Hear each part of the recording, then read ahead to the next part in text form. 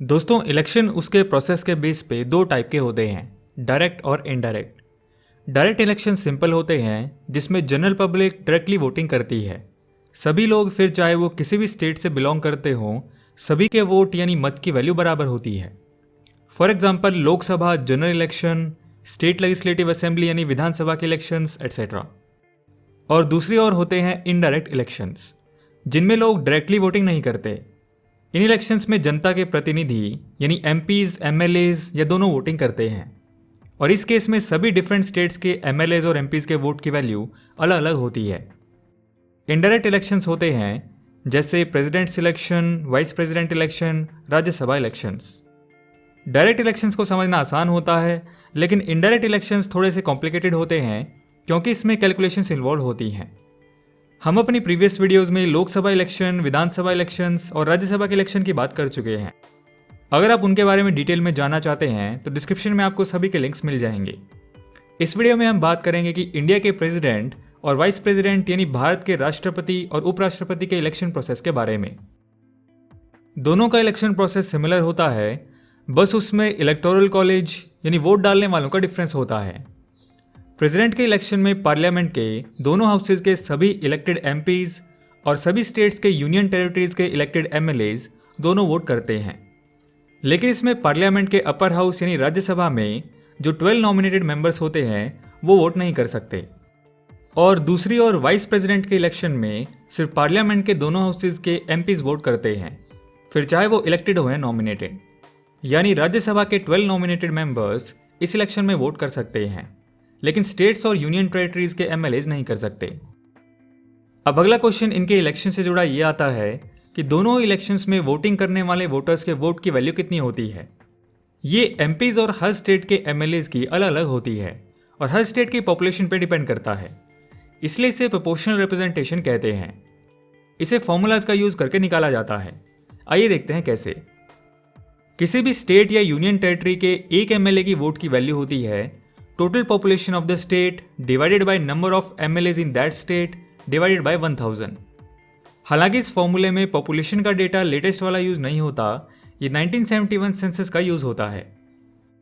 For example बात करें दिल्ली और हरियाणा की 1971 सेंसस के हिसाब से इनकी पॉपुलेशन थी लगभग 4 लाख और 10 लाख, और इनमें टोटल नंबर ऑफ एमएलएज हैं 70 और 90।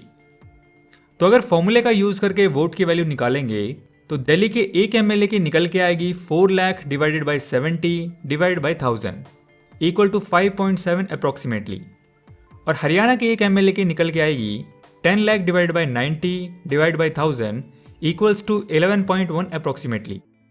तो हम यहाँ देख सकते हैं कि हरियाणा के एक एमएलए की वोट की वैल्यू दिल्ली के एक एमएलए से ऑलमोस्ट डबल है। इसी तरीके से सभी स्टेट्स के एमएलए की वोट की वैल्यू निकाली जाती है। नेक्स्ट अब अगर बात करें पार्लियामेंट के मेंबर्स यानी एमपीज के वोट्स की वैल्यू की, तो देश के सभी एमपीज के वोट्स की वैल्यू का टोटल सभी स्टेट्स के एमएलएज के वोट्स की वैल्यू के टोटल के बराबर होता है। बात की जाए एक एमपी के वोट की वैल्यू की, तो वो होगी total number of votes assigned to MPs divided by total number of elected MPs, दोनों लोकसभा और राज्यसभा के मिला के एक्सक्लूडिंग 12 नॉमिनेटेड मेंबर्स। यानी 443 प्लस 245 माइनस 12 इक्वल टू 776।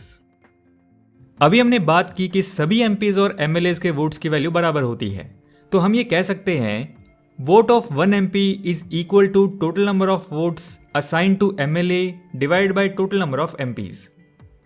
अब बस सभी स्टेट्स के एमएलएज के वोट की वैल्यू का टोटल करके 776 से डिवाइड कर देना है। फॉर एग्जाम्पल हरियाणा के सभी एमएलएज के वोट की वैल्यू होगी 5.7 मल्टीप्लाई बाय 70।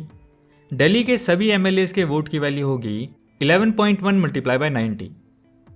इसी तरीके से सभी स्टेट्स के एमएलएज की वोट्स की वैल्यूज निकाल के ऐड कर लिया जाता है और उसको 776 से डिवाइड करने के बाद हमें एक एमपी के वोट की वैल्यू मिल जाती है। क्या आप जानते हैं ये सारी कैलकुलेशन एक्चुअल में कौन करता है? अगर हाँ तो कमेंट सेक्शन में आंसर करें। तो ये था प्रोपोर्शनल रिप्रेजेंटेशन सिस्टम। नेक्स्ट आइए अब बात करते हैं ये एमएलएज और एमपीज वोट कैसे करते हैं। प्रेसिडेंट और वाइस प्रेसिडेंट के इलेक्शन में ईवीएम का यूज नहीं होता। इसमें एमएलएज और एमपीज को बैलेट पेपर दिए जाते हैं, जिसे सीक्रेट बैलेट भी कहते हैं, क्योंकि इसमें उन्हें अपना वोट सीक्रेट रखना होता है, ताकि सभी MLAs और MPs बिना किसी को बताए या किसी के दबाव के वोट कर सकें। MLAs को पिंक और MPs को ग्रीन कलर का बैलेट पेपर मिलता है, जिससे वो अपने सिंगल ट्रांसफरेबल वोट कर सकते हैं। अभी सिंगल ट्रांसफरेबल वोट क्या होता है, आइए समझते हैं। फॉर एग्जाम्पल, प्रेसिडेंट के इलेक्शन के लिए 3 कैंडिडेट्स नॉमिनेट होते हैं, X, Y और Z। अब जो बैलेट पेपर MLAs और MPs को वोट करने के लिए मिलता है, उसमें 2 कॉलम होते हैं।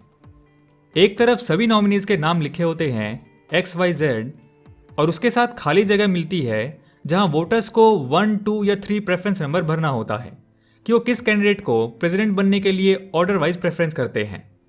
नंबर 1 यानी first choice, number 2 second choice, इसी तरीके से जितने भी नॉमिनी होंगे उतने ही प्रेफरेंस नंबर होंगे। मान लो पहला वोटर अपनी प्रेफरेंस X के लिए 2, Y के लिए 3 और Z के लिए 1 भरता है। इसी तरीके से दूसरा वोटर अपनी प्रेफरेंस X के लिए 1, Y के लिए 3 और Z के लिए 2 भरता है। और तीसरा वोटर अपने बैलेट पेपर में X के लिए 2, Y के लिए 1, Z के लिए 3 भरता है। और इसी तरीके से सभी MLAs और MPs अपना बैलेट पेपर भर देते हैं और बैलेट बॉक्स में डाल देते हैं। वोटिंग प्रोसेस पूरा होने के बाद कुछ दिनों बाद आता है काउंटिंग डे। वोट्स की काउंटिंग मल्टीपल राउंड्स में होती है। जितने भी कैंडिडेट इलेक्शन में नॉमिनेट हुए थे, उनके अलग अलग बॉक्स बना लिए जाते हैं। हमारे एग्जाम्पल के अकॉर्डिंग 3 बॉक्स बना लिए जाते हैं। फिर एक एक करके बैलेट पेपर्स बैलेट बॉक्स से निकाले जाते हैं। फर्स्ट राउंड में सभी वोटर्स की फर्स्ट प्रेफरेंस के अकॉर्डिंग उन्हें उस बॉक्स में डाल दिया जाता है। जैसे पहले वोटर ने Z को फर्स्ट प्रेफरेंस दी थी, तो वो बैलेट पेपर Z के बॉक्स में चला जाएगा।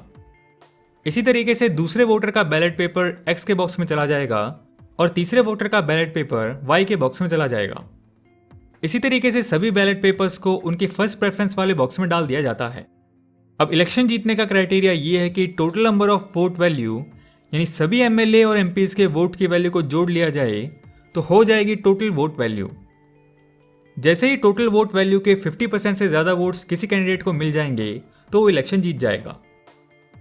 हम यहाँ वोट वैल्यू क्यों कह रहे हैं, क्योंकि जैसा कि हमने थोड़ी देर पहले समझा था, सबके बैलेट पेपर के वोट की वैल्यू बराबर नहीं है, अलग अलग है। अब मान लो अगर फर्स्ट राउंड पूरा होने के बाद XYZ में से किसी को भी 50% ऑफ टोटल वोट वैल्यू से ज़्यादा वोट नहीं मिलते हैं तो नेक्स्ट राउंड होगा। इस राउंड में X, Y या Z में से जिसको सबसे कम वोट वैल्यू मिली होगी उनको बाहर कर दिया जाएगा और उनके बॉक्स में जो बैलेट पेपर्स हैं उनको एक एक करके निकाला जाएगा और जिसे भी उनमें सेकंड प्रेफरेंस मिली हुई है उसमें डाल दिया जाएगा। मान लो हमारे एग्जाम्पल के केस में Y को फर्स्ट राउंड में सबसे कम वोट वैल्यू मिलती है, तो फर्स्ट राउंड में बाहर हो जाएंगे और उन्हें मिले हुए बैलेट पेपर्स में से जिसे सेकंड प्रेफरेंस मिली हुई है उनके पास वो वोट्स चले जाएंगे। जैसे तीसरे वोटर ने उन्हें फर्स्ट प्रेफरेंस पे रखा था, तो फर्स्ट राउंड में उनके बाहर होने के बाद उनका वोट उनकी सेकंड प्रेफरेंस यानी X को चला जाएगा। हमारे एग्जाम्पल के अकॉर्डिंग फर्स्ट राउंड के बाद 2 ही कैंडिडेट बचे, X और Z, तो ऑब्वियसली इनमें से एक के पास 50% से ज़्यादा वोट आ ही जाएंगे। लेकिन अगर कई सारे कैंडिडेट्स प्रेसिडेंट ऑफ इंडिया के इलेक्शन में खड़े होते हैं तो ये प्रोसेस कई राउंड्स तक चलता है, जब तक किसी कैंडिडेट को 50% से ज़्यादा वोट्स वैल्यू नहीं मिल जाती। तो अब इसमें सिंगल ट्रांसफरेबल वोट क्या है? जैसे कि हमने देखा, इस इलेक्शन में वोटर्स को रैंक चॉइस बैलेट मिलता है। अगर किसी का वोट फर्स्ट प्रेफरेंस को ना जाए तो सेकंड को ट्रांसफर हो जाता है, सेकंड को ना जाए तो थर्ड को ट्रांसफर हो जाता है, लेकिन उनका वोट लास्ट में एक पर्सन को ही मिलता है, इसलिए इसे सिंगल ट्रांसफरेबल वोट कहते हैं। तो ये था प्रेसिडेंट का इलेक्शन सिस्टम। वाइस प्रेसिडेंट का इलेक्शन भी सिमिलर होता है, बस उसमें सिर्फ इलेक्टोरल कॉलेज यानी वोट करने वालों का डिफरेंस आता है, जिसके बारे में हम बात कर चुके हैं। आई होप इस वीडियो से आपको प्रेसिडेंट और वाइस प्रेसिडेंट के इलेक्शन प्रोसेस को समझने में हेल्प मिली होगी। अगर आप चाहते हैं हम ऐसे ही किसी और टॉपिक पे वीडियो बनाएं तो नीचे कमेंट सेक्शन में सजेस्ट करें। सो दोस्तों, वीडियो पसंद आया तो लाइक एंड शेयर करो यार, एंड नए हो तो इस चैनल को सब्सक्राइब कर लो, क्योंकि मैं ऐसी वीडियोस आपके लिए लाता रहूँगा। And thanks for watching.